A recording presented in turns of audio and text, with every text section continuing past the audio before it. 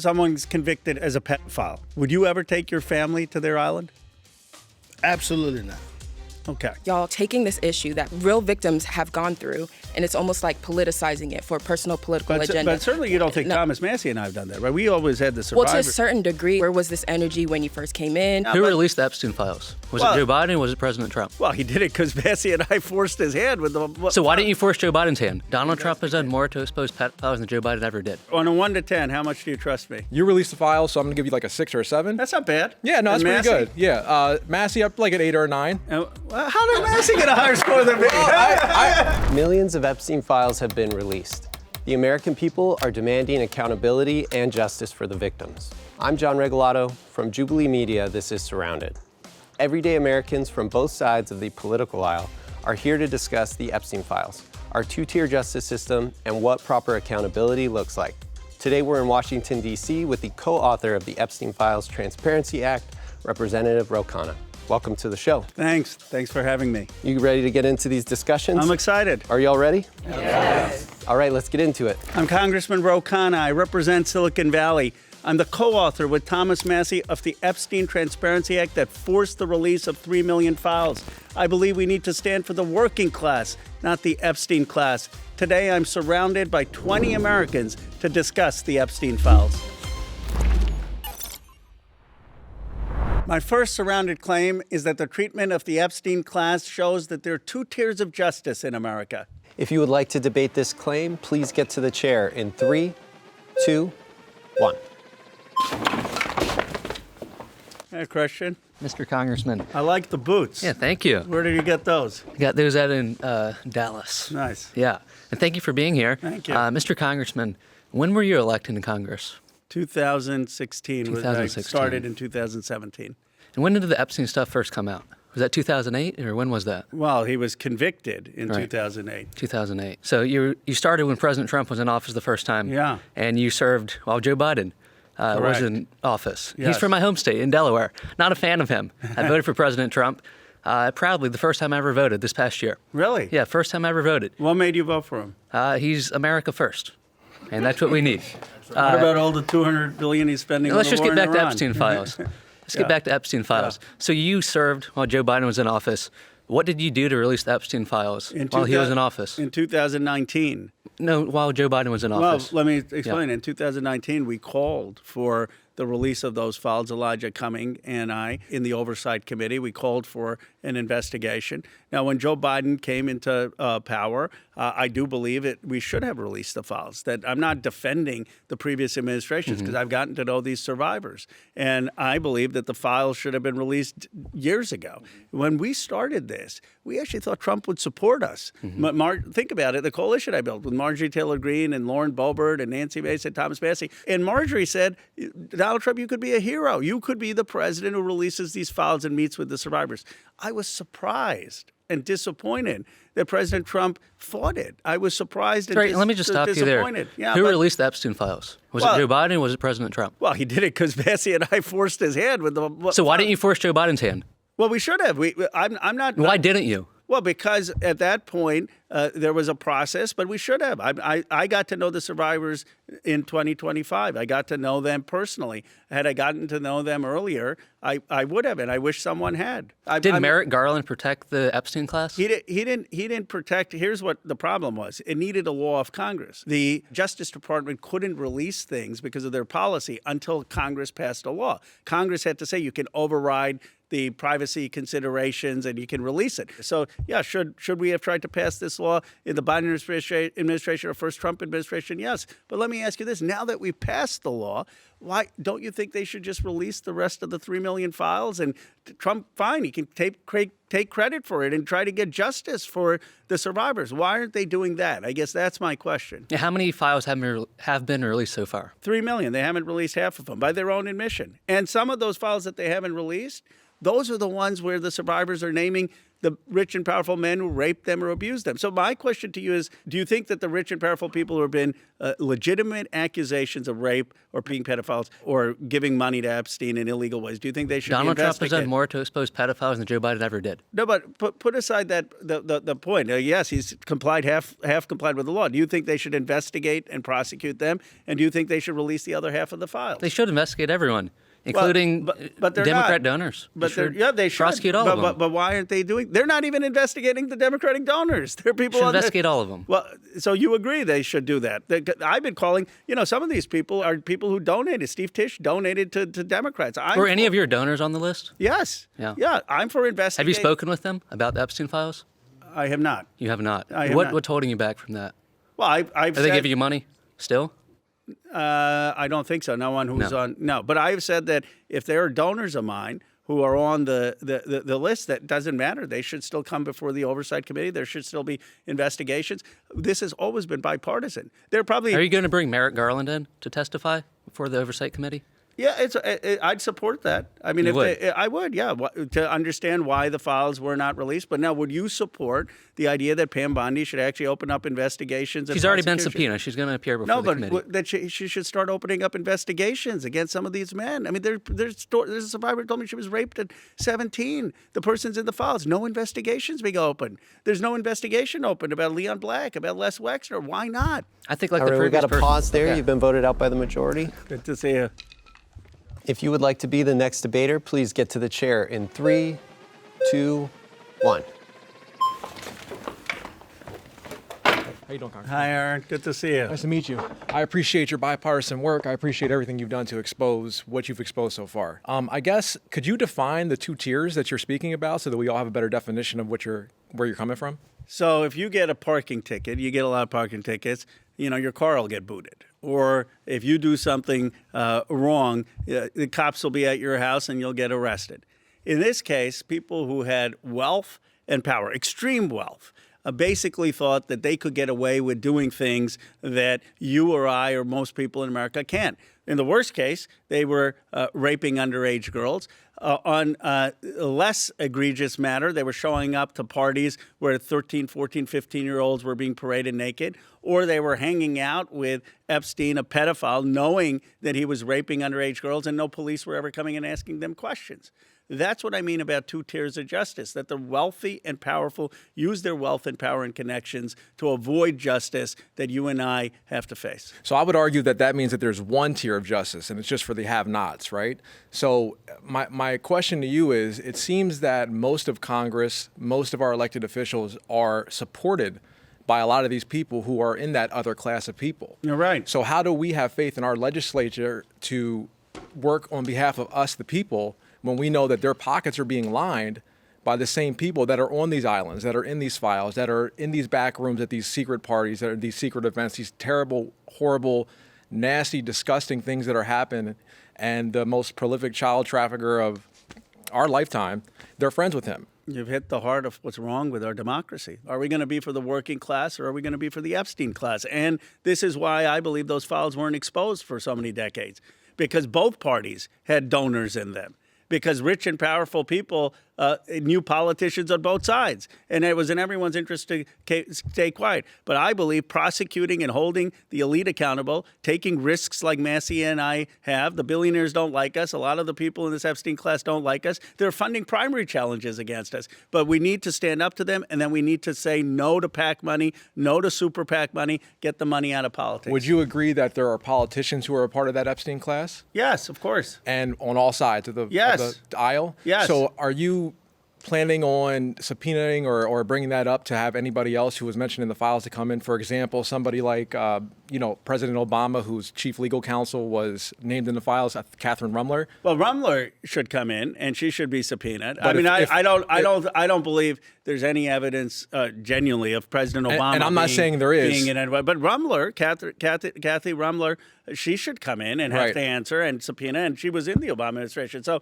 this has helped hurt Democrats, right? Steve Tisch, a Democrat. Larry Summers, a Democrat. Bill Gates, a Democrat. And what Lord we've seen- Mendelsohn in Britain, he was a liberal guy. Absolutely. But my thought is anybody who's associating with these people who are friendly with Epstein, no, Epstein's a scumbag. He's been documented as a scumbag Absolutely. since the 90s, right? So Obama appointed, for example, I'm just using President Obama because he's the only president of the last 3 presidents that hasn't been mentioned, 3 or 4 presidents. Well, he's probably been So- the most ethical of Well, them in that's modern up. That's times. up. That's up for debate for whatever reason it may be. I'm a registered independent, right? So I don't trust any. No offense to you, I don't trust really any politician. But on a 1 to 10, how much do you trust me? Right now, sitting in front of you, Yeah. you released the file, so I'm going to give you like a 6 or a 7. That's not bad. Yeah, no, that's And pretty Massey? good. Yeah, Massey up like at 8 or a 9. How did Massey get a higher score than me?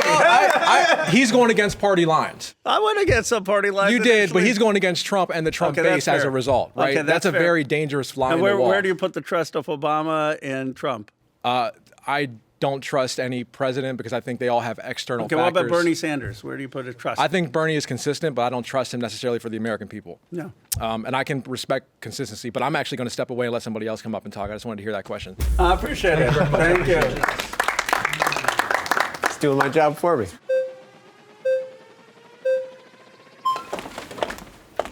Hi, Renuka. Nice to meet you. Nice to meet you. I've been frustrated that it seems like everyone who is on the right that's coming here wants to move forward as in Trump is exonerated. And I feel like for a lot of voters, Trump was not exonerated in 2016 when the audio of him saying, I grab women by the pussy, right? Like when he said that, for a lot of people, that was immediately, this person is a predator. Yet, after all that, people still voted for him for 3 elections. I do think that considering the people he was running against, the Democrats aren't a real opposition to the Republican Party. That's a problem I have with the Democrats. And my counterclaim to it's the 2-tier justice. Right. I think this is a gender issue. I think this is about violence and sexual violence. Yes. And it's the fact that we're kind of, even in this conversation of elites, we're kind of treating it as in women in the working class or women of color aren't facing violence outside of the elite class, right? Women are facing violence constantly. And I think the problem also is that the burden of proof is always on the victims. And so my issue is that this is a problem with sexual violence and gendered violence. Yeah. And the fact that we keep trying to go around it, the fact that we want to have good men fight bad men, it's like we need to center female voices, survivor voices. Yeah. To Well, the I think it's a conversation. very thoughtful point, and I actually would concede that it is not just a class issue of wealth and power. It is also a gender issue of sexual violence that can transcend class. And not everyone who was a survivor was in the working class. There was, though, a systematic effort to target people who were working class or who didn't have fathers, and an exploitiveness of people who are rich and powerful using their wealth to shield themselves from justice. But I think it is both a class issue and a gender issue. Yeah. And when I go in the airports and someone stops me, the biggest thing they'll say is they'll take 1 minute to tell me about their story of how they were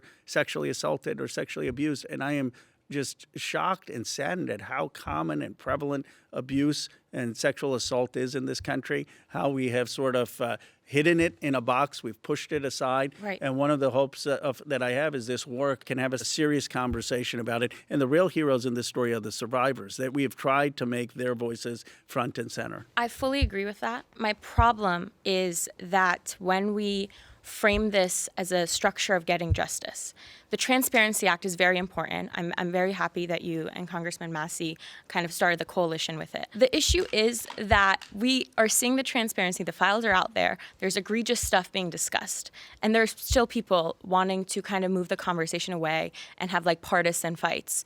And that aside, I think the problem is there's a 2% conviction rate of sexual violence Yes. predators. So it's like the Transparency Act almost feels like trauma porn because Pam Bondi or Donald Trump's Department of Justice doesn't even care about hiding the survivors' names, right? So we are kind of forcing them to relive the worst nightmare, the worst moments of their lives. And we're saying, you know what? The benefit of the doubt still falls on the person who's in the files, who knew who Epstein was, who still communicated with him after he was convicted. And we don't have to, try them. We're not going to have them go through justice. And I feel like that falls short for me. Well, because it does. transparency is important. But if there's no justice or if there's no accountability that we're seeking at the end, that we're just trying to point blames of like who was with Epstein, we're not really getting the survivors I couldn't anything. agree with you more, Renuka. And the survivors, of course, the survivors do believe that the release of the files was a huge thing because they've been fighting for that. But they call me, they text me, and they say, look, there are names in the files of people who raped me when I was 17. And why aren't we investigating them? Why aren't we prosecuting them? And I forward those names to Pam Bondi and the Deputy Attorney General. There needs to be justice. And if there's not justice in this administration, the next president needs to make this a priority, because every person who actually engaged in the rape of these girls or who covered up for that rape needs to face accountability. And I totally agree with you. And it's what angers me the most is knowing some of the people in those files who are not facing prosecution. And by the way, they're facing prosecution in other countries, in Britain, in Norway, in France. I mean, I will have to say, that. like, in Okay, Britain, we have to pause Princeton- there. You've been voted out by the majority. Thank you. Thank you.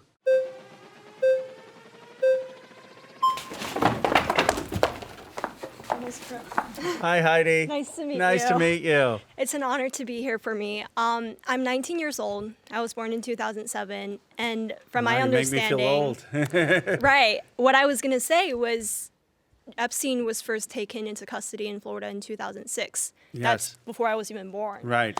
And you said to the previous speaker that you've been in Congress for almost 10 years. Right. So my question is, and I'm leaning pretty Republican here. Right. Where were you, like, throughout my lifetime? Like, this issue has been here. We know he was a bad guy from a long time ago. Absolutely. Where were you before? Well, we, in 2019, in the Oversight Committee, spoke out about this. But, I've been honest that I didn't know these survivors personally. I hadn't paid attention as much to Julie Brown's reporting. Now it's become emotional for me because I've gotten to know them. I've seen them break down in tears. I've seen how horrible it is. I know that there are so many men who abuse them, and that there is this group of people that I call the Epstein class that has gotten away with things. And it's really ugly. And it's a problem in our country because we aren't going to have trust unless we have accountability. If you can get away with raping young girls, what can't you get away with? So I do think, I wish I had done this in my first year of Congress, but it's a collective failure of our country. This is not about Trump or Biden. This is about how in America are rich and powerful people getting away with raping underage girls or showing up at parties with underage girls paraded naked. It is awful. Okay. I see. And I agree with you. I feel like in America right now, there's not a lot of issues that 90% of Americans agree on. I think Epstein files is definitely one of them. But we didn't hear about this under the Biden administration. And what I think is right now, the sudden Democrat outburst on the Epstein files, I think it's a lot about timing. It's not really about justice. Because actually Epstein was arrested both times in 2006 and then in 2019, I believe, under Republican administrations, under Bush and under But Trump. certainly you agree that those arrests, he wasn't prosecuted in the way he should have, right? I mean, he Yeah. was given a light sentence, and that's part of what we need to The sweetheart investigate. deal, yeah. But, the interesting thing here is that some of the loudest voices about the Epstein issue have been Republicans, not just Thomas Massie. Marjorie Nancy Taylor Mace, Greene. Marjorie Taylor Greene, Lauren Boebert. Jim Comer believes that there needs to be far more released. I mean, that's why we have Pam Bondi coming.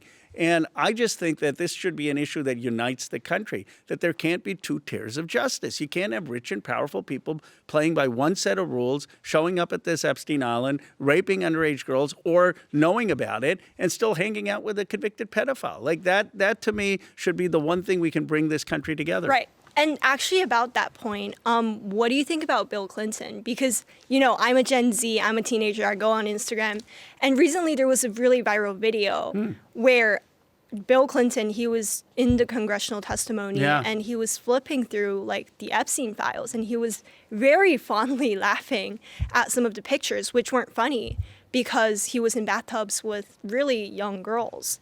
And I just want to ask you, like, what do you think we should do with Hillary Clinton and Bill Clinton? Well, I view the two separately. I mean, Hillary Clinton had nothing to do with Epstein. With Bill, I disagree because What did she have to she's do? a great friend of Maxwell. She invited Maxwell to her daughter's wedding. Well, my understanding of the facts on that 2013 is that Right. Maxwell came as a guest of someone who was invited to the wedding. But the point is that both But she of was them, also a guest in but- 2013 at Clinton's foundation, I believe, one of her global but that's why I initiatives. voted to make sure that both of them were subpoenaed. They had to answer questions. They sat there and answered questions for 6 hours. Now, do you think it's fair that Donald Trump should do the same thing? He should answer the questions too, right? Just like the Clintons did. Personally, I don't believe Donald Trump is as guilty as Bill Clinton because Bill Clinton, in this case, Bill Clinton was 24 times on Epstein's plane, and also for 17 times he was at the White House. But Clinton never had contact with Epstein factually after Epstein was convicted. Donald Trump himself has said that there was contact. Do you think that Donald Trump should at least have to testify and answer questions? And he's president, and he's not releasing the files. And I agree with that. There should be accountability, I think, on both sides of the aisle. Yeah, it's not a partisan issue. So I think it's a systemic one. I was for the Clintons testifying. I'm for Trump testifying. I'm for the people who are Democratic donors having accountability, Republican donors having accountability. When Massey and I did this is why it was bipartisan. We didn't think about let's protect the Democrats, let's protect people on our side. We said there's a group of people who have exploited the law. They need to be held accountable. And that's, I think, what the American people want. They know there's a rotten system where rich and powerful people get away with things, and they're tired of it. My hope is people like you will say, look, let's just have accountability across the political spectrum. Take the party out of it. I agree. I think it's not a Republican issue. It's not like a battle between Republicans, Democrats, right or left. I think it's more an issue between the elite class and the working class, between the powerful and the vulnerable. Right. So I think everyone should be held accountable, but it's just personally looking at those videos of Bill Clinton, I was pretty hesitant. I was like, wow. Okay, I think I agree we got to to pause that. there. We're out of time for this claim. Thank you. Thank you. Thank you so much. Thank you. Are most of the folks here from D.C. or all over? That's all over, sir. Oh, that's where I was born. West Coast, right? Yeah, I grew up in Bucks County. Yep, Bucks County, what high school? Council Rock. That's a good group here. My next surrounded claim is that Pam Bondi's Justice Department has not complied with the law in releasing the Epstein files. If you would like to be the first person to debate this claim, get to the chair in 3, 2, 1. Hi, Zach. How are you? Good to see you. You're quick. Yeah. I think the claim today is quite polite, to be honest. It's not just been a refusal to obey the law. It's been pretty flagrant. The law you passed said that all the files had to be released by December 19th. Did not happen. The law said you couldn't redact for political reasons. We had the redactions of Donald Trump's name. It also said the victims had to be protected. Yeah. And the names and even faces of many victims were released. They redacted in black ink names of the perpetrators. They released in 4K the faces and names of victims. So I wanted to ask, what are you going to do about that? Well, Zach, you're absolutely right. Yeah. And thanks for pointing out that I've been fair about it. I have been polite, as have Massey. I mean, we've given the Department of Justice every benefit of the doubt. Why? Because my fight is not with Pam Bondi or Blanche. My fight is with the Epstein class, with these men who raped these girls and who went to the island and covered it up. So we have three problems right now. First, they have overly redacted files, 3 million files, where these survivors have given information to the FBI, named the names, and they're not coming out. What are we going to do about that? We're going to go to court. We're going to have Pam Bondi come for a deposition, ask her under oath. We're going to continue to put pressure in a bipartisan way to force the release, like we've gotten the 3 million files. The second problem, as you pointed out, is that they have given some of the victims' names out there. They've compromised the victim's identity. And for that, we've got to put them in touch with the victims' lawyers. They've refused to meet. But the final thing, Zach, is there's been no investigation or prosecution.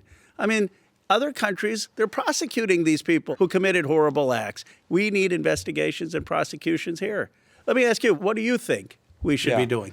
Well, I mean, I would like to see some more accountability, frankly. You know, you're the Article 1 branch of the Constitution, right? And, you know, I think everyone here will have different views on these issues, but I think there is a common thread that we all want justice. I know you're talking about depositions. I know you're talking about other things that Congress can do, but I think especially for young people who have grown up over the last decade, seeing the worst people get away with the worst things, seeing it never be easier to be a bad person in America. I was wondering if you had any sort of reassurance that maybe if not now, but in a year or two, that there'll be some sort of justice in America for all of the crimes that have been committed, especially by the Trump administration and by Attorney General Pam Bondi, who has been really the cover-up for the crime as opposed to, you know, being the Attorney General for justice. Look, you're absolutely right. We need to be done with elite impunity.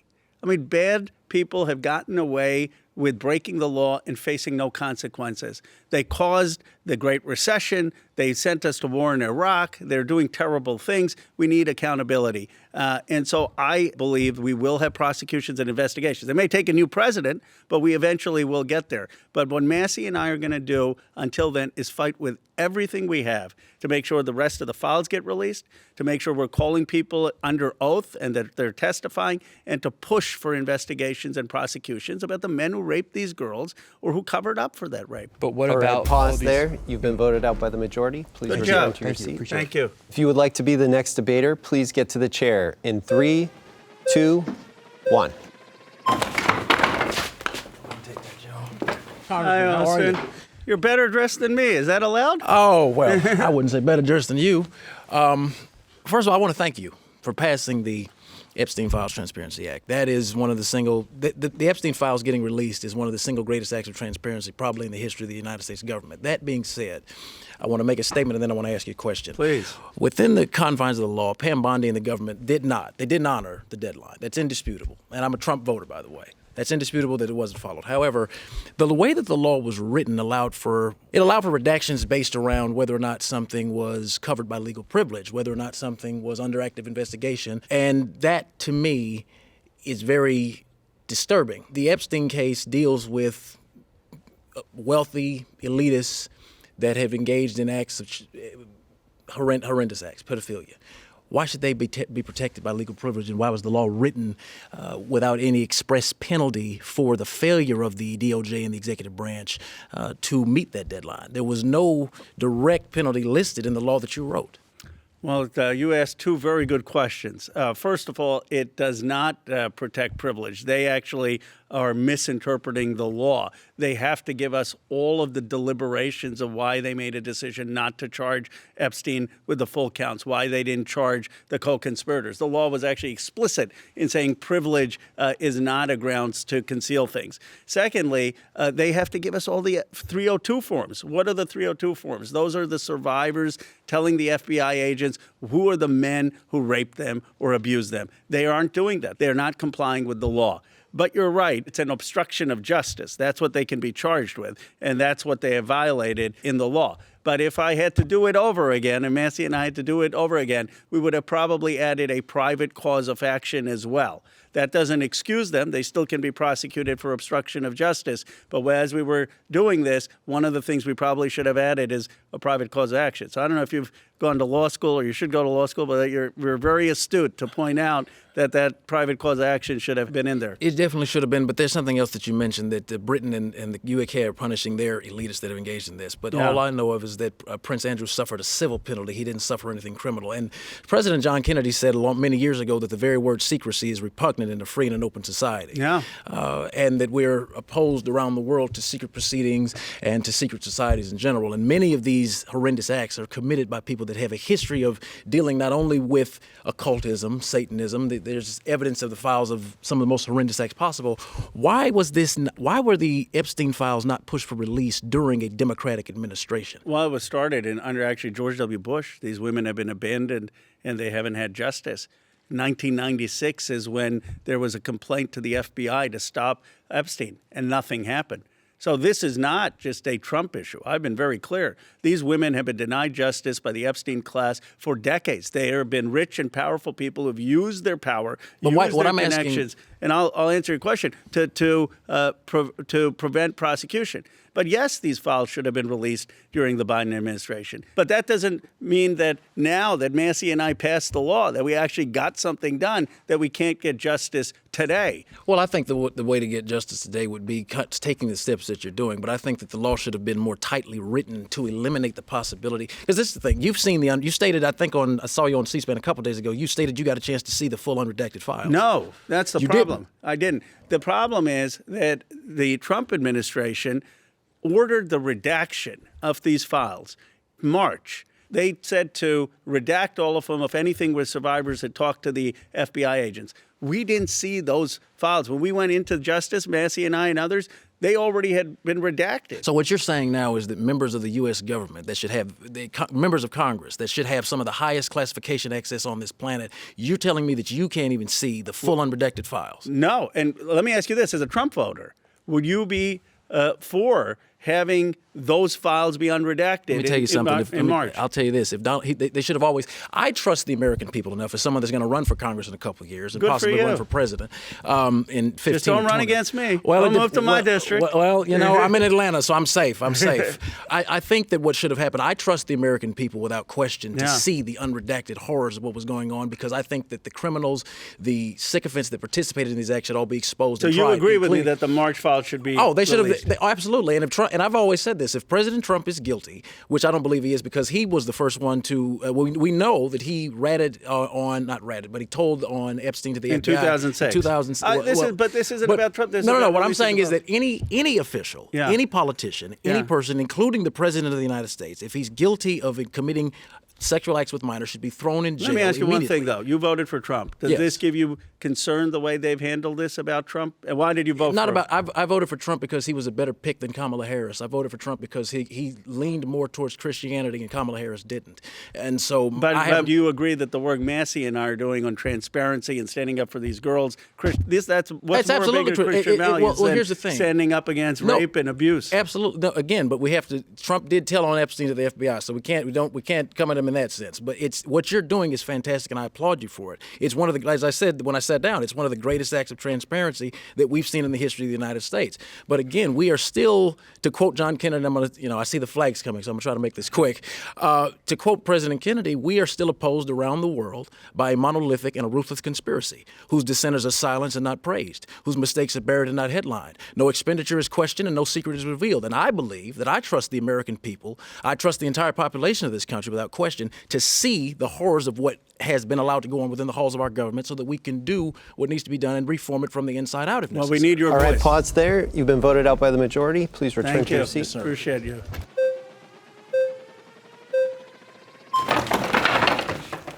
All right, Andrew. Nice to meet you. Nice to meet you. I don't disagree with you at all that Bondi and her DOJ are violating the Epstein Files Transparency Act. I would thought say people were supposed to no. debate I don't me disagree here. with the actual claim. She is. The problem is there is nothing to disagree there. She just is violating it. However, I think 90% of the responsibility is on her. It's abhorrent. She should be punished for it. There's a section of the responsibility that goes to the actual language of the bill, and then by default, you as the writer. You mentioned that if you could do it again, you would put some sort of private cause of action into the bill so the DOJ could be sued to try to get the files released in that manner. Why didn't you? Would be the question. So first of all, there is legal standing, right? We could have obstruction of justice brought against them. That is a cause of action. The Judge Engelmeyer in the Southern District of New York has invited the survivors to sue because they aren't complying with the Epstein Transparency Act. But it was a Herculean task to get this through. Massey and I defied the odds. There have only been 5 discharge petitions ever passed in the history of recent Congress. We had to go against the Speaker. We had to go against Donald Trump. We had to go against the senators. We had to go against people initially in our own parties. And so what we were trying to do is pass something that could get majority support. And if we had made it even tougher, it would have been hard to get the votes we did. Now, I don't think Donald Trump still knows that he signed a Democrat's bill. He thinks maybe it's Massey's bill.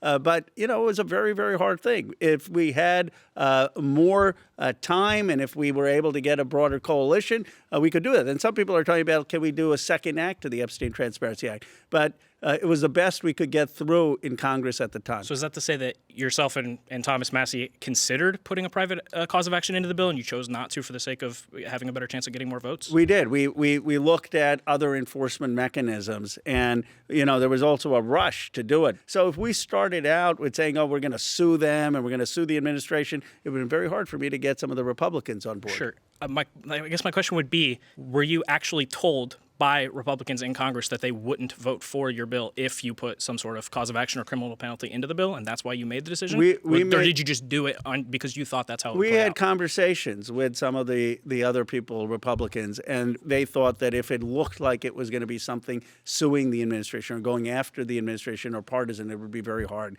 to hold the coalition. If we had lost one vote on the discharge petition, the thing wouldn't have gone through. Sure. I feel you could, of course, always fall back on obstruction of justice if you want some sort of punishment for not following a law like this. My fear then is that you just have more elements. You have to deal then with the elements of obstruction. It's not as simple as if you just put a criminal penalty into your bill, or even if you wanted to go the civil route, put a cause of action in there so that people can sue. And then my biggest concern, and why you did mention that, yes, Judge Engelmeyer, I've read his writings on this. Are you a lawyer?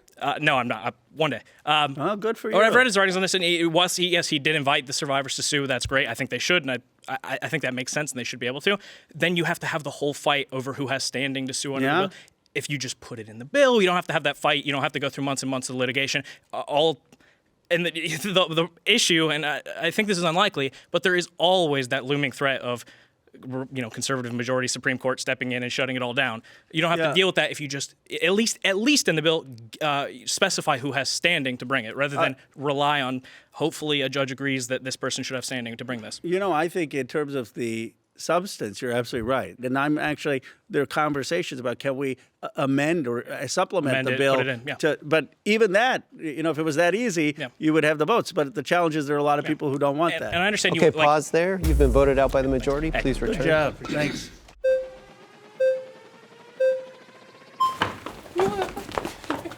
All right, Marion. Hi. Thank nice you. to meet you. Great to meet you. Oh my goodness, thank you for doing this. Thank you for being here. Finally, they called a woman. It was like 3 men in a row. I know. Even though, I'm a conservative, so I'm actually fine with that. So all right. Let's just start there. Okay, so I am a Trump supporter. I also agree that Pam Bondi did not do what the bill says that she should do, right? My question to you is, at what point do we consider the ramifications of the names that are on this list? For instance, I did a very viral video. I went through the files that named Trump. Everyone wanted Trump to be guilty, so I went through the files. Right. The vast majority of them were a bunch of crap, right? Oh, Trump is buying whatever. I agree with Trump that. was, a random Wikipedia page with Trump's name. However, just because the name existed in the files, Democrats ran with it, right? I also looked at the FBI call logs, okay? So that was the big one. The big, you guys know it. It had a big yellow highlighted. Everything is highlighted. All of these victims that called the FBI. And no one looked deeper to see that that particular file specifically said that these individual calls had been deemed unreliable for various reasons. Okay. So my question is, sorry. You're doing great. What? I'm just so nervous. You're doing great. You're doing great. But what is the space that should be left, right, by the DOJ to protect people who are in these files but are not guilty? It's a great question. Do not have a valid, reason to assume just because Epstein named someone that means that they're automatically guilty. You're absolutely right. I mean, there shouldn't be a witch hunt. And there are a lot of people in those files who are totally innocent, who may be mentioned because they were in a news story, or maybe mentioned because someone was talking about them in an email. And I do not want this to be in any way like a McCarthy hunt that just because you're in the Epstein files, you're guilty.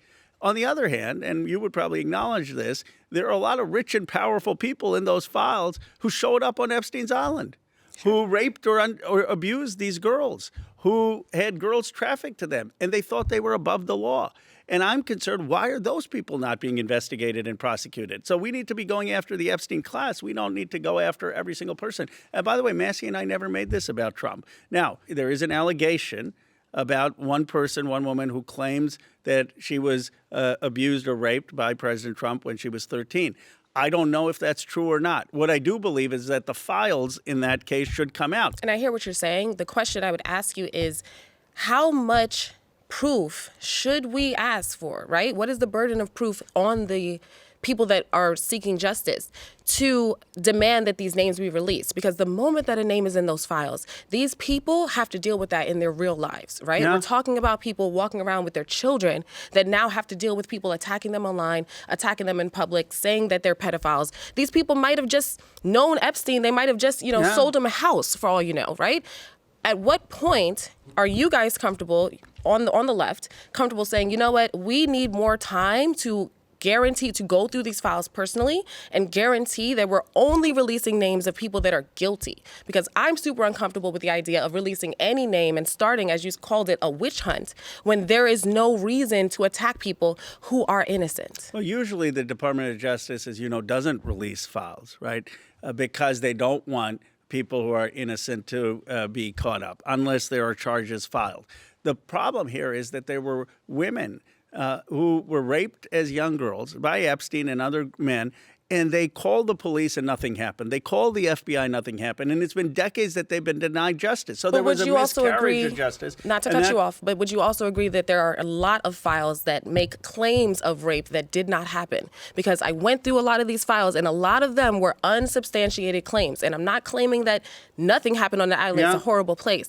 But you do believe, let me ask you this. You do believe that more than Epstein and Maxwell were involved in raping and abusing these Of course, girls. but because of the horrendous nature of these crimes, I think it is irresponsible for us to relist every single name that's ever been, associated with Epstein and let the left make that a claim to guilt. It is not fair to those I can't people. speak for the broader Like, what if your movement. name is on the list? But actually, Massey and me are in the Epstein right. files So because of our work. should But we no assume one- that you're guilty just because you're on that list? But no one is. But I don't. I think the American people are fair. I don't think they think that Massey or I were on the island. Just because someone's in the Epstein files doesn't mean that they're guilty. Just but because you're aware someone that your party does not do that, right? You're aware that your party came out, and the moment that these files dropped, they literally just searched Trump's name. They posted in there over 5,000 times, and they let the left go crazy with that information. And I had to go and do this research for myself and post a video to correct this. But let me ask you this about, because you've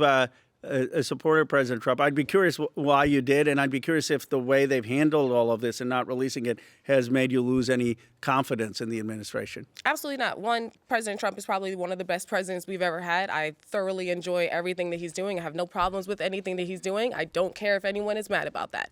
Also, in regards to these files, again, if you're going to be a realist and you're going to be fair, I think that it is unreasonable to ask them to release all of the files. As you mentioned, this doesn't typically happen in an active investigation, right? This doesn't typically happen in general when it comes to evidence for such a high-profile crime. But don't you think they now have to follow the law and open up at least some investigations against these men? I agree, but I think we should have the names that need to be investigated. I'll give you two: instead of Les giving it to Wexner everyone. and Leon Black. There are credible allegations that they engaged in horrible things. But are there credible allegations against Trump? Because again, when this came out, that was the entire discussion on the left. Why not have Pam Bondi or others open up investigations against some of these other men? We got to stop there. We're out of time. Thank you so much. Thank you. Appreciate it. My next surrounded claim is that Howard Lutnick, Trump's Commerce Secretary, should resign. All right, if you would like to debate this claim, please get to the chair in 3, 2, 1. Antoine. How you doing, sir? Did you bring me a hat? I can get you one. You got to come back to North Carolina with me. That's where they're at. Well, good to see you. Good to see you, too. Look, we appreciate you being here. I got to go back to the first claim, though, just really quick. Okay. I would imagine if anyone in this room is believing criminal justice, it's me. I'm a 16-year law enforcement veteran. Thank you for your service. So we appreciate what you're doing. However, I believe that Pam Bondi is doing a good job.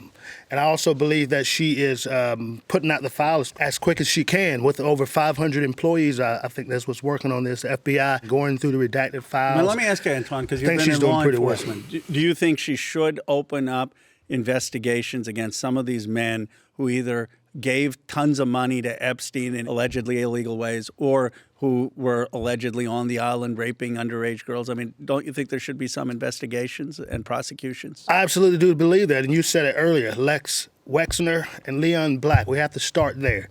Good. Those two We're on the same page. Absolutely. Unfortunately, I watched that 4-hour deposition with Lex Wexner. He funded the Epstein's exploitation of women. Yeah. To be power of attorney and have all Allegedly, access to this money. Just to be careful. So on an issue like this, even though you're a Trump supporter, this crosses the aisle for you, right? I mean, you agree with what Massey and I are doing and going after these type of people. Criminal justice crosses the aisle for me.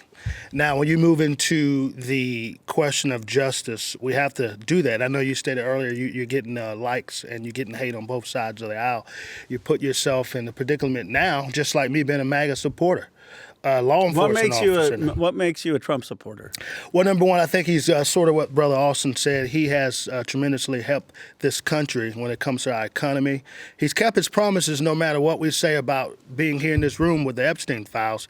He's kept his promise with that. You would want he's him a to law and prosecute order. it. He's a law and order president and What military. about this war in Iran, though? All this money going there? Oh, instead absolutely. of Well, here? it's finally going somewhere that we are a part of. Of course, we gave billions of dollars under your party's administration with Biden to Ukraine to fund a war that we had nothing to do with. Don't you think for now? And we don't want Iran to have any nuclear weapons. I agree with him. He's going to come at $200 billion to Congress. You certainly don't want $200 billion, right, to go into the Middle East war instead of funding things in North Carolina, jobs, health care, child care. I agree with that, but if that stops Iran from ever taking over the world with their missiles, let's make it happen.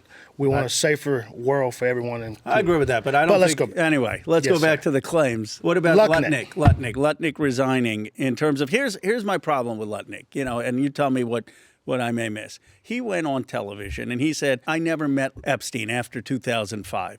And, Donald Trump actually in 2006 placed a phone call saying that Epstein was a terrible guy, that he was doing terrible things. Now, kicked him out of Mar-a-Lago, too, because of those reasons. So why would you then hire someone in your cabinet who is lying about when he met Epstein and then goes with his whole family and meets Epstein in 2012? He lied to the American public. If you lied as a law enforcement officer, would you still have your job? Depends on what the lie was. But if you're looking at someone, we have to go back to Joe Biden. How about his son, Hunter Biden? They covered up the laptop deal. They did all that with the drugs. They did it with the weapons. Look, I'm not going to defend I know, but if Hunter. we're going to talk about President Trump's administration, who I think Mr. Lutnick is doing a great job. Look at what he did in 9/11. He had over 350 employees that were killed in the 9/11. And that was a terrible tragedy. Yes, terrible. But don't you think he owes at least the country an apology for lying and saying, hey, I shouldn't have said that I never met him? I think he should have been forthcoming, should have been straight honest about it. But what we do know, when he went to Jeffrey Epstein's island, pedophile island, he was there with his family, so he couldn't have done anything malicious. But let me ask you this. You're a law enforcement guy. I am. So someone's convicted as a pedophile. You know that they're convicted as a pedophile. Would you ever take your family to their island? Absolutely not. Okay. Why shouldn't the same standard apply to Howard Lutnick? Well, because that island wasn't only, of course, when you look at it, there were certain parts that some people have already testified they had no idea that there was other portions of that island that dealt with sexual crimes. They were there to matter of fact, Mr. Lexner said it was the worst island he ever seen. He don't even know why anybody would even purchase such a... But you wouldn't be even close to that, let alone taking, I don't know if you have kids. Absolutely. I wouldn't be close to it, but we have to realize... Because you've got a moral... I can tell, just talking about it, you've got a moral center, you care about law and order, you're a person of faith. So my point with Lutnick is he's not a bad person. I don't know him, but you can't lie about doing something like that. And what type of judgment to go to an island of someone you know is a convicted pedophile who President Trump himself is saying did horrible things, and you're still allegedly doing business with that person, right? I'm not saying Lutnick raped young girls. Of course I'm not making that allegation. I'm not saying that he engaged in the conduct. I'm saying why wasn't he honest, and he showed terrible judgment affiliating with this guy. Agree. We can move on from that. I believe he should have, and he knows that he should have just became forthcoming when he was asked. All right, we've got to pause there. You've been voted out by the majority. Thank you. I appreciate it. Good conversation.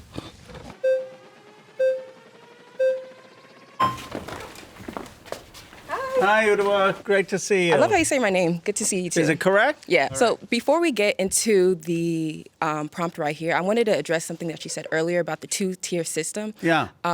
So obviously I work in politics, I work in policy, so I'm really asking questions on behalf of the people who are watching, Wonderful. The average American who may not have access to information. What do you do have. in policy and politics? I do independent political commentary and public policy and public health. So my question with the two-tier system comment that you said, do you think that it's fair for the average American's trust in the American system to increase or decrease? Right now it has decreased, and I think it's fair for it to decrease, but that's really sad for our country because we've got to do big things. We've got got to provide health care for folks, child care for folks. We're dealing with an AI revolution. We need a jobs program in this country for good paying jobs. And we can't do all of that if the faith is decreasing. Okay, so something that I wanted to ask is that a high frustration that I do have is that a lot of politicians on both sides of the aisle, they like to use moments to politicize real trauma that people go through. Right. It's almost like y'all taking this issue that people, real victims have gone through, and it's almost like politicizing it for a personal political agenda. But certainly you don't think Thomas Massey and I have done that, right? We always had the survivors. Well, to a certain degree, I'm asking you, if the current administration wasn't Trump's administration, would you still have the same amount of energy and venom that you do now when it comes to pushing these files to be released? I don't know if I have venom, but I have anger. Oh, I wouldn't use the word venom. I apologize. But I do have anger against these rich and powerful people who abuse these young girls and how they got away with it. And I'm disgusted by the way this Epstein class was acting. So if the current administration was switched, would you still have this same type of energy is my question to you. I do think so, because it's bipartisan with Massey. But here's what I will say to Donald Trump. I mean, he actually... Donald Trump aside. No, I'm giving him some credit in that he raised the public awareness of this, right? He campaigned on this issue. So I don't know if I would have met the survivors and paid as much attention to it if he hadn't done that. But here's what I'm most disappointed with. You know, Vance was out on every podcast saying, we're going to get the Epstein files. We're going to get the Epstein files. That's true. He did say that. What happened to him? Where is the guy? No, that's true. I do give you that. Where is he? Like, I don't know what happened to him. Another question that I had with Lutnick, this is me coming from an independent. Obviously, my feelings may say, okay, he needs to resign, but also we have to back it up with facts. What, on a factual standpoint, what crime did he commit? None. Okay, so you're saying based off principle. Yeah, I don't think he committed a crime. I just want to be very clear, because I'm not in terms of, this is not a witch hunt, and I never try to exaggerate the facts. What Lutnick did is not criminal. I'm not calling for a criminal investigation. So you're saying based off morality and principle? I'm saying he lied to the American people. He said that he did not have any interaction with Epstein after 2004. So based off morality and principle. But morality and principle. So and he's the ambassador to the world for business. Okay, so if we're going based off morality and principles, shout out to Aaron, because we were having this conversation prior, but he brought up a good point that we were discussing. Stacey Plaskett, she was texting Epstein during a hearing. Do you think that she should step down as well? Because if you're going to have energy on one end, you have to keep that same energy on the other. I have called for her to be subpoenaed, and I think she should be under oath and testify, and we should ask her questions about it. If it came out that she told lies about her relationship, or if she said previously, I never knew Epstein, et cetera, then I would have the same moral standard. But here's the one difference. Stacey Plaskett has to answer to voters, right? Voters can toss her out. Howard Lutnick is appointed. And I think it's a terrible look for Donald Trump. I mean, if he's... But another thing that I want to say, and I'm sorry to interrupt. No, it's okay. You said that within the two-tier system, it's fair for the average American to lose faith within this American system. Or justice system. So what would you say is your argument next then? If you're saying you're doing these things, what would make the average American who's watching this want to continue to vote, continue to engage? If you're saying, okay, I don't blame them for losing trust in the system. That's supposed to protect them. They need to see rich and powerful people being investigated and prosecuted. They need to see Leon Black, Les Wexner, and others who have had serious allegations. But is it only rich and powerful? Because some of y'all are tokens for the rich and powerful. Some of y'all are enabling certain behaviors for the rich and powerful. Too. The politicians as well who were involved. They need to see, for so long in this country, we have not had to lead accountability. The people who got us into the war in Iraq, the folks who created the Great Recession, the folks who bungled the pandemic response. There is no accountability. We need to have accountability for what I call this Epstein class. Again, a lot of people may be watching this and say, okay, it just sounds like a lot of politician talk, political talk.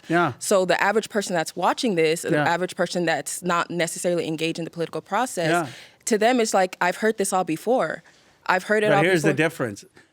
Massey and I have actually shown courage to get it done. It's not just a speech. But we've actually passed a law. The time that y'all did it, though, that's where a lot of people are pushing back. And I give you credit, 100%. I give credit for what y'all are doing. But when it comes to the authenticity of it, a lot of people are pushing back like, okay, But this we took sounds huge timely. risk. We've taken on some of the most powerful people in our own party, donors Because of our own public party. scrutiny as well. The public wanted it. Yeah, but we've had billionaires funding campaigns against us. We've taken risk and we've gotten something done. It's not just idle talk. We actually did the work. We passed it through the House, the Senate. We're getting these files released. And I think people want courage. They want folks who are going to say, yeah, I'm going to stand up. They want courage and they also want we got authenticity. a pause there. We've been voted out by the majority. Please return. Thank you so much. Thank you.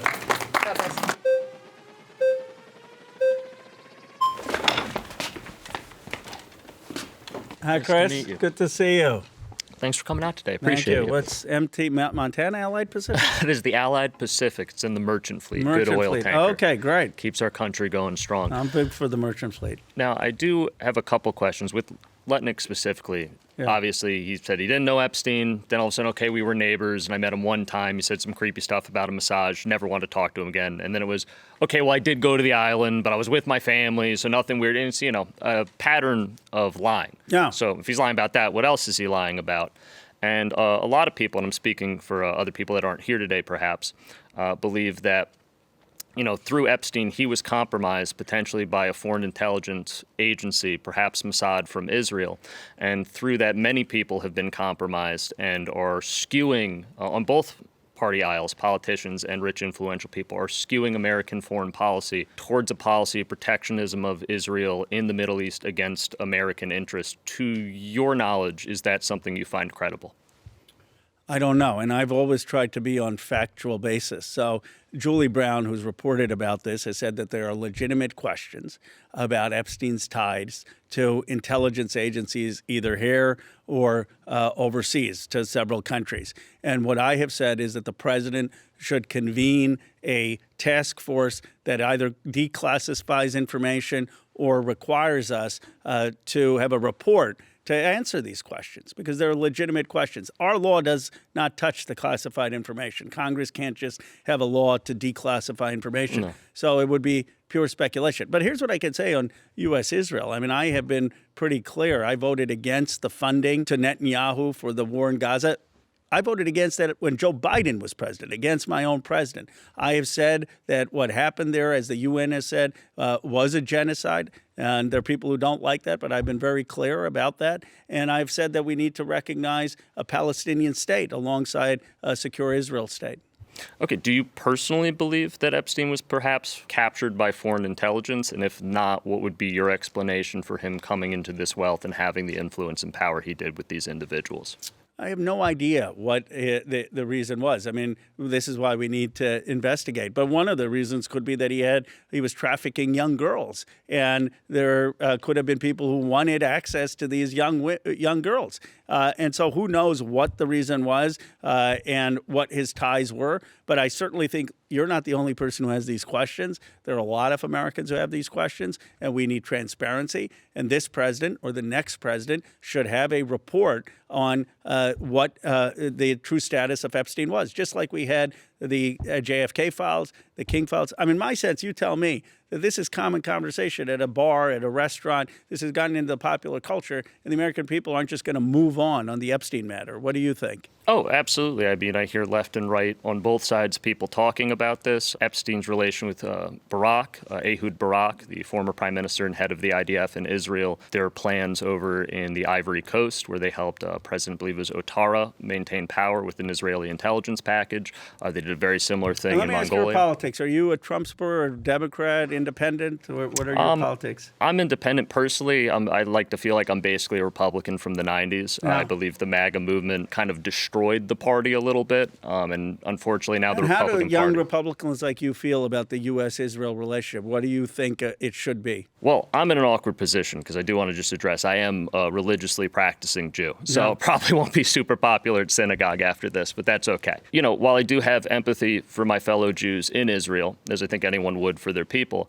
I don't believe that we should be giving preferential treatment to any nation, Israel included, that is not pro-America or to our ends beneficial. And do you agree with my view that if I'm saying that the UN found that what Netanyahu did in Gaza was a genocide, that's very different than anti-Semitism? Because some people say that if you criticize the Israeli government, that in a definition of anti-Semitism. Oh, I get accused online all the time of being anti-Semitic, and then it comes out I'm Jewish, and the other side says, oh, he's a Mossad agent or something, and it's very confusing. I don't know how me talking out about what Israel's doing makes me a Mossad. Maybe I'm controlled opposition. You never know. But how do other young Republicans or people you know feel in general? Well, again, I'm not a young Republican. Okay, the party left me quite a while ago. Young independents. But a lot of young Americans just feel that a lot of our foreign policy with the Iran war, with the situation in Israel, and many other things is kind of not the thing we should be focusing on. We have some of the highest unemployment rates we've had. AI is coming. That's going to be worse. The entire stock market is crashing. Actually, today it got even worse as I was reading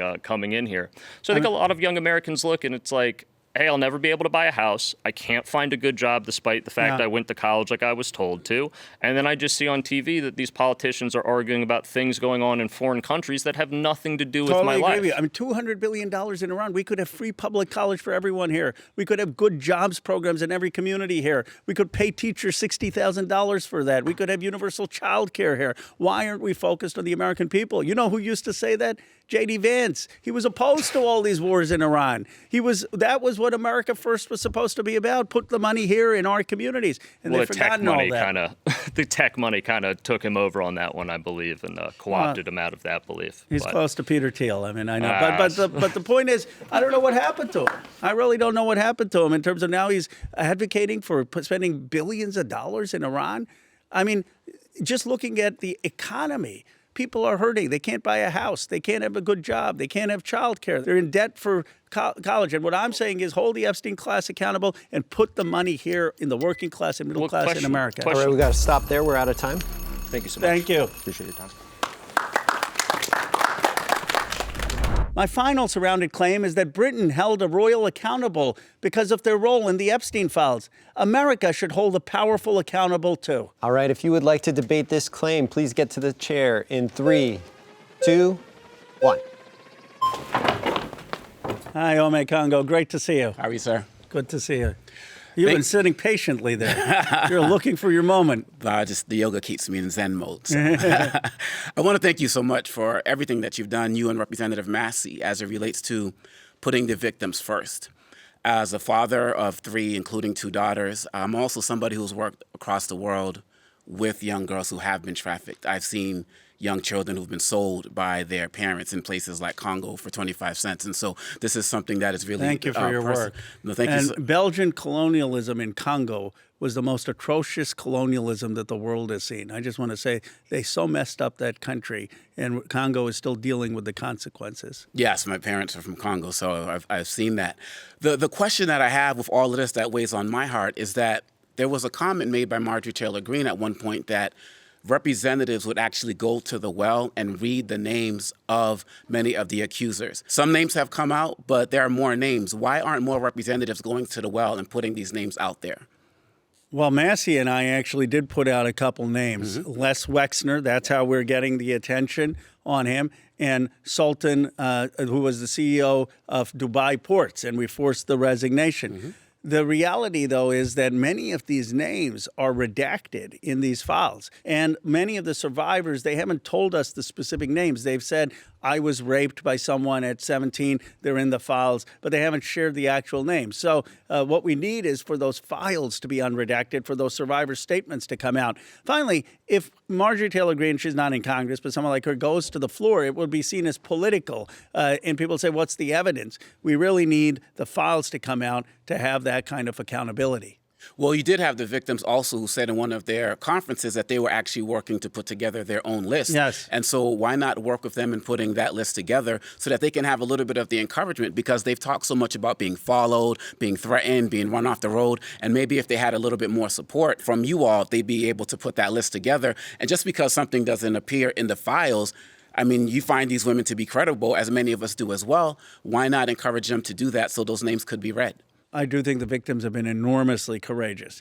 They are hoping that the rest of the files still come out. When we started this, we didn't even think 3 million files would come out. But I have said to them that we will support them in any way. And if that means them putting together this list, we don't want to interfere because we don't want to politicize it. But certainly we would be supporting them and making sure that we could do whatever we can so that they aren't being sued in terms of a defamation lawsuit.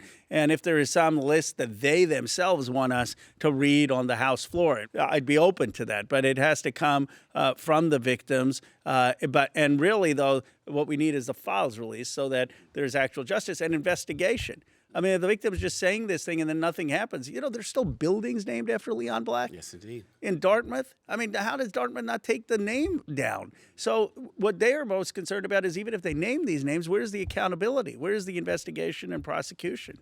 So when we're moving forward, as we're talking about that, when we talk about the UK and other places where there have been other consequences, some of these other consequences have come from the financial ties that have been developed because they can't actually prosecute some of these cases. Why aren't we taking some of that path in the United States as well? Well, we should. I mean, don't you find it ironic that 2 American congresspeople exposed all these Epstein files, Massey and me, and yet America is doing the least to hold people accountable? Absolutely. Every other country is moving. Britain, Norway, France. We need to be holding the financial crimes accountable. The people who gave tons of money to Epstein knowing he was a convicted pedophile. We need to get the banks subpoenaed to testify in front of our committee. And Ron Wyden is doing a great job there. And we need either this president or the next president to actually open investigations and prosecute people. Sex trafficking has no statute of limitation. And what are the chances that some of the investigations that are happening in the UK and other countries could actually make their way to the United States to help hold some of these individuals accountable who can't be named on the well of the House?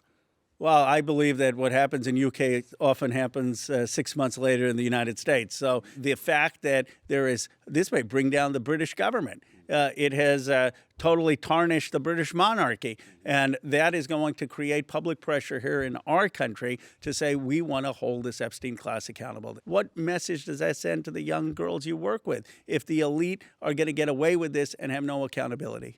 All right, we've got to pause there. You've been voted out by the majority. Please return. Thank you so much. much. Thank you. Appreciate you. All right.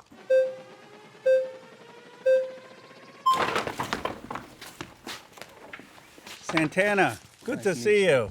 Likewise. I want to start off by saying that if you do run in the next election, you got my vote. For Congress? Yes. All for right. President, whatever. Wow.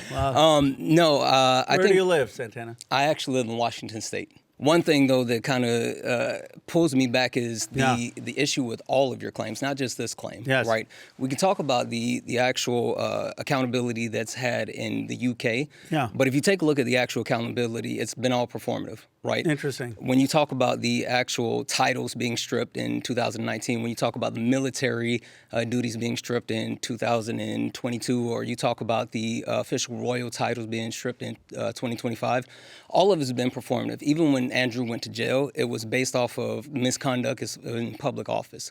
And the premise that the United States of America should follow suit of the UK, it speaks to some other country, not us, right? The United States is supposed to be Ronald Reagan said the United States is the shining city on the hill. Yeah. Right? And also, if we want to be number one in the world, we claim to be number one, right? Then we should actually take this issue and make this issue our issue. That's a fair point. Actually, it's a fair critique. Look, we aren't even doing what UK is doing. We aren't even doing what Norway is doing. But your call saying we should be setting the moral standard for the world, we shouldn't just be following, and that the actions in Britain don't go far enough. I agree with that. And I would love to see a new president come in and say, we are going to go after the rich and powerful who raped these girls or abused these girls or showed up to parties where girls were being paraded naked. We're going to go after the financial crimes and that we are going to have a single system of justice in this country. Well, see, and you talk about a single system. I look at a lot of things through an intersectional lens. Yes, right? I agree with that. And you can talk about race, gender, class. Exactly, right? So you can talk about the ultra wealthy versus the haves and have-nots, but if you don't take a look at how everyone is impacted by the different things that happen within the country, then we're leaving a lot of meat on the bone. Well, look, I mean, I don't have to tell you about the problems of mass incarceration. Yep. The fact that 1 in 3 black men will find some time in jail. And this is because of the war on drugs. This is because of mandatory minimums. This is because we've had an intentional policy in this country targeting in the criminal justice system black men. So we've got to talk about race. And we've got to talk about gender. Class is also an issue. But I don't believe that we can just talk about class and ignore that we've had 250 years of slavery in America and 100 years of Jim Crow in America. And we've had previous instances in the 50s and 60s of black men being beaten, black women being beaten, and no prosecution. So elite impunity is not something new in America. Yeah, well, and if you talk about the Constitution of the United States of America, when it was first written, it was written for white men that own land, and everyone else after that has been given the rights. And if we want to ever really make our country great, then there's so many things that we have to do, but we have to address the original sins of our country and then actually look to do things to better our country. And just saying like, oh, well, I'm we a need to be believer like someone else, in this country's founding principles. Right, my grandfather spent 4 years in jail as part of Gandhi's independence movement in the 1930s and the 1940s. I was born in Philadelphia, our bicentenary. And as we're coming to our 250-year history, I just saw 1776 at the Ford's Theater, and how Jefferson actually initially in the Declaration of Independence wanted to say that the scourge of slavery needs to be ended. But to get the votes of the southern colonies, South Carolina, North Carolina, and Georgia, they had to take that passage out of the Declaration of Independence. Do you think that's what you've been doing so far? And it's taking that same sense as far as like you understand that you have to play political lines, and so you haven't been as aggressive as you want to be, because there's a lot that's happened. And when you talk about the Epstein Transparency Act, I looked through it, and there's so many loopholes that has lent itself to not being accountable, and that's why Pam Bondi, Donald Trump, all the other people, they've been able to skirt through, but that's because of lack of teeth as a whole. Well, I think we should have had a civil cause of action, as I said, but they're certainly being breaking the law, and they can be prosecuted for obstruction of justice. But my view is that a new administration needs to come in and have the elites accountable, not just in the Epstein matter, but the people who blew up the boats of fishermen in the Caribbean, the folks who shot Alex Preddy and Renee Good, the folks who dismantled USAID. But do you think that'll happen? All right. Because we got to pause there. You've been voted out by the majority. Please return to your seat. Thank you. I appreciate it.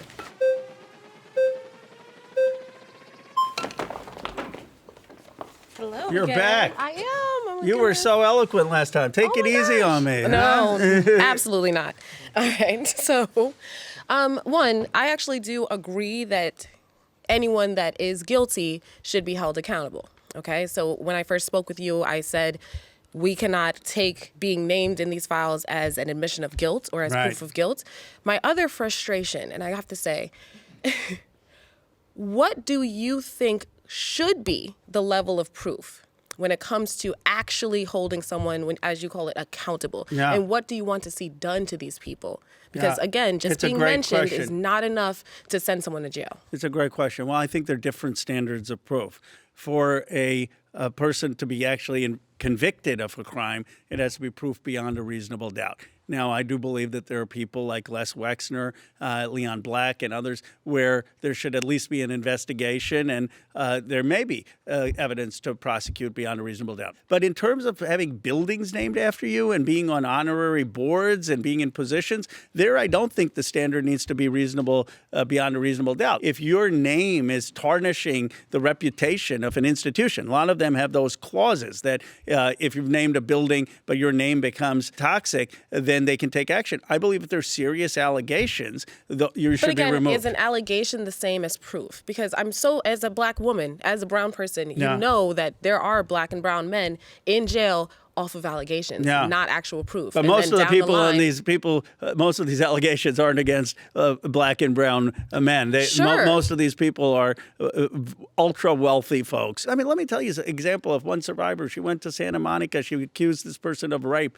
They said, Who is this person? Well, I don't want to mention her name. She's one of the survivors. And then they told her, come back a week later because you may not have gotten it right. They still didn't do anything, right? This was 1997. There are a lot of cases of women who have made legitimate claims and they were denied when you say justice. a legitimate claim, again, so I will say I have a cousin that went to jail for multiple years because his girlfriend claimed that she raped him, okay? I am very much pro any abuser being in jail, but I'm also pro the complete burden of proof. You understand? Yeah. Because it is not okay to accuse anyone of doing something absolutely horrible and then not demanding that it is beyond a reasonable doubt that they have Totally done that. agree, but that's- so when you're that- saying that all of these people have been accused again, or that they might be implicated, that is not enough to demand that their lives be turned upside down. Again, if these people are guilty of something, I want them held accountable. Do you believe some of them are? I'm sure they had to be, right? Some of them had to be. The frustration I have with the left is that there's this demand for so much accountability when it comes to the rich and the elite because you just want to hate the rich and the elite. Oh, for God I represent the right, Silicon Valley. like, It's $20 trillion. There are a precisely, lot of so- people like Jensen Huang, who I admire, who is leading NVIDIA. There Sure. are people like... I don't want to get sidetracked, yeah. sorry. So my frustration is, as a regular, everyday American citizen, I feel that I am more likely to be harmed by democratic policies such as open borders. Because in your I'm state... for secure borders. Okay, but in your state, something like 4,600 or so illegal migrants that had criminal records were re-released from jail. So when we're talking about harming Americans, when we're talking about children potentially being harmed, when we're looking into child trafficking, we have to acknowledge that illegal migration is the biggest funnel for child trafficking. So when we're worried about Epstein with a couple of people, and you guys turn a blind eye to tens of thousands of children being harmed by your policies, that's a problem. We have been for a secure border, but here's what I want. No one in California can say that they're for a secure border. Well, that's a policy I've been pushing for. But let me say this. Instead of having ICE raids in places like Minneapolis killing Americans like Alex Preddy and Renee Good. 2 people. And doing raids on undocumented folks here who may be paying taxes and having a restaurant. How about we have the focus on the border to stop the terrorists or to stop the gangs or to stop sex trafficking? If you're worried about sex trafficking, why is your focus on the border on rich people who are committing significantly less sex trafficking crimes? Not saying that they're innocent, but your anger towards this seems very skewed and very hypocritical. My anger towards them is because they feel like they're above the law, that they and use so do their these migrants connections. that get right back out of jail when you guys let them out. But I am not for... They are above the law. They are at a tier that I- gets to walk free whenever they want. I believe that if you've committed a violent crime or a terrible crime in this country, you should face deportation. But you after guys don't do due it. process. You believe it, but you let these people go. Obama had a record of having secured the border, and there were a lot of criminals who were deported. What I don't agree with is what ICE is doing, putting terror in communities. I mean, let me ask you this. I feel comfortable with ICE around. I'm not a criminal illegal immigrant, so I feel very comfortable. I'm not terrorized by them, and I'm from New York. New York. Brooklyn, New York. Okay. If there's an undocumented immigrant here, right, came across without their papers, and they open a restaurant, and they've been Why? here. Why are they allowed to do Let that? me ask you Why this. are they taking that place away from someone let me else? ask you, right? Let's say they've been here 10 years and they're paying taxes. Do you think ICE should go and try to deport them, or do you think that we should? So we just disagree there. Because I think that if you're going to go after someone that was on Epstein's island 10 years ago, then you should go after people that came here legally 10 years ago. I think it's disingenuous for you guys to be focused on one thing that's so much smaller than this really large issue. Looking at someone who came here undocumented for the American dream. Now, my parents came here through the legal process. We should have a path to legalization and so citizenship. Should those people skip people like yourself? It is so different than rich and powerful people who are rigging the system and feel like they're totally above the law. I mean, an undocumented person is much more vulnerable. They don't have access to politicians. They're vulnerable because of your policies All right, we got to that pause make here. them vulnerable. We got to pause here. You've been voted out by the majority. Thank you. Thank you.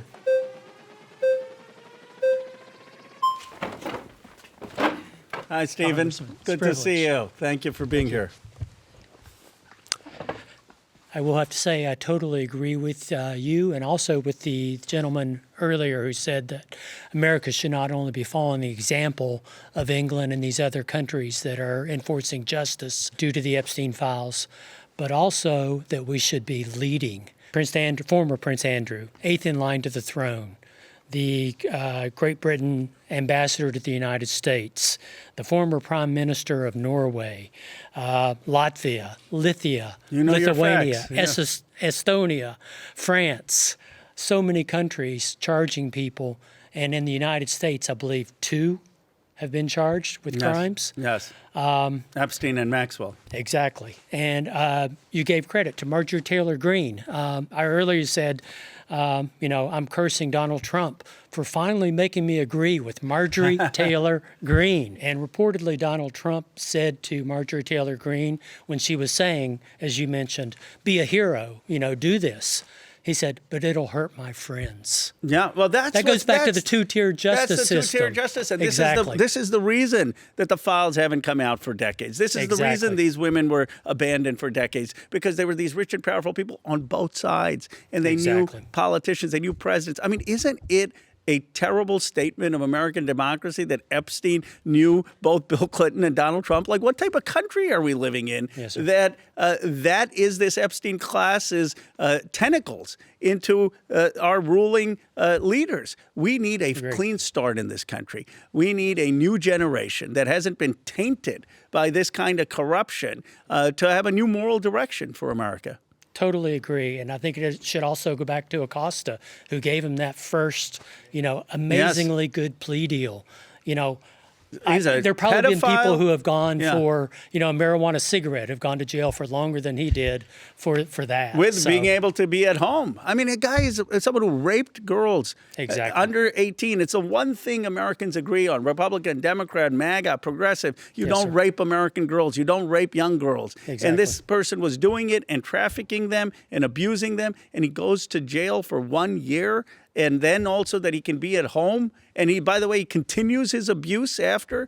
It is a disgusting moment for this country. And we need to have a moral reckoning. And we need to have a moral reckoning with why so many elites, business elites, Silicon Valley elites, technology and Hollywood elites were fine hanging out with him after all of this. Yes. All right, we got to stop there. You've been voted out by the majority. Please return to your seat. Thank you. Pleasure, Enjoyed it.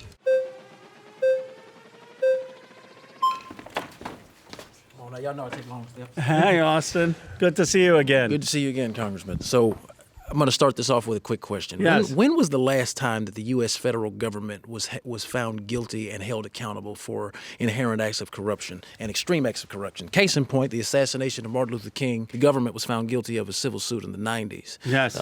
And we know, it's been well documented, that there have been multiple pieces of evidence presented that the U.S. government itself may have been involved in the assassination of President John Kennedy after he signed Executive Order 11110, which began the process of directing the Treasury to issue silver bullion certificates. He lost his life a couple weeks after he signed that order.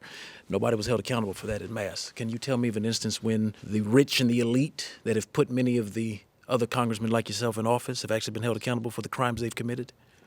Well, there certainly have been people held accountable in the savings and loans crisis. There have been people held accountable in the financial crisis, though not enough, right? We should have prosecuted the bankers in the Great Recession, and that was one of the big misses that we haven't. And we haven't had enough accountability for people who got us into the war in Iraq, and I believe we haven't had enough accountability for people who raped these young girls or trafficked. So if you're saying that we have a problem of elite impunity, that rich and powerful people in this country aren't held accountable, you're right, and that's what I'm trying to change. Well, I think what we have a problem with is that the rich and the elites can purchase politicians. This is exactly why I'm very pro getting rid of Citizens United, the overturning of Citizens United. I agree with that. But would you agree that we shouldn't have had Musk spend $300 million, elect Donald Trump, and then go work for Donald Trump? I agree with that. Would you also agree that instances like that, like when the Biden administration was targeting Facebook and Twitter for anyone that was offering we'll say contradictory to the mainstream narrative information around COVID. These people had their accounts banned, creators had their accounts slashed. I'm a free speech person, and I've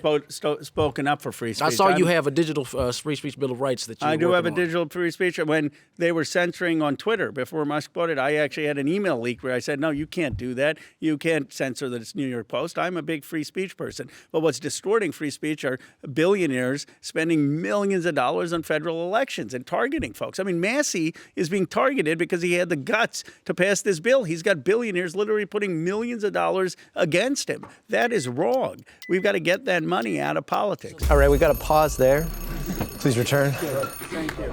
Well, that was great. I thought you all were really well practiced and confident and eloquent. You made great points. You kept it civil. You know, you should be very proud, and hopefully your families and friends will be proud when they see these clips. But I think that this is the kind of civil exchange that we need to model in this country. So thank you, and thank you for having a really great session. All right, and we are out of time. That does it for this episode. Let's give a hand to the representative. Thanks for being here. Please acknowledge the humanity of all the participants when you're commenting on this video. Thank you all for being here and sharing your stories and your perspectives on this very important issue. Tune in Wednesday for a follow-up conversation with me and some of the cast members in the circle here. We will dig deeper into some of the highlights from this video.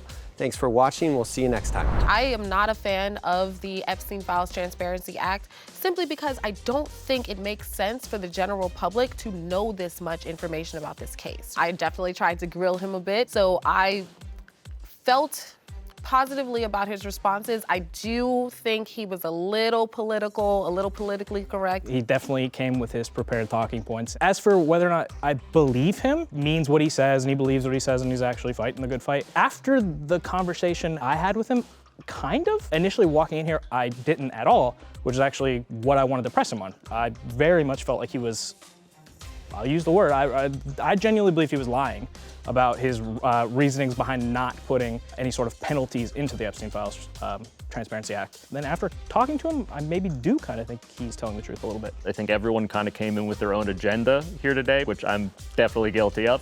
But yeah, no, I think everyone held their own. Even people I didn't necessarily agree with, were very good and eloquent about stating their points. And yeah, I think it was a good talk overall.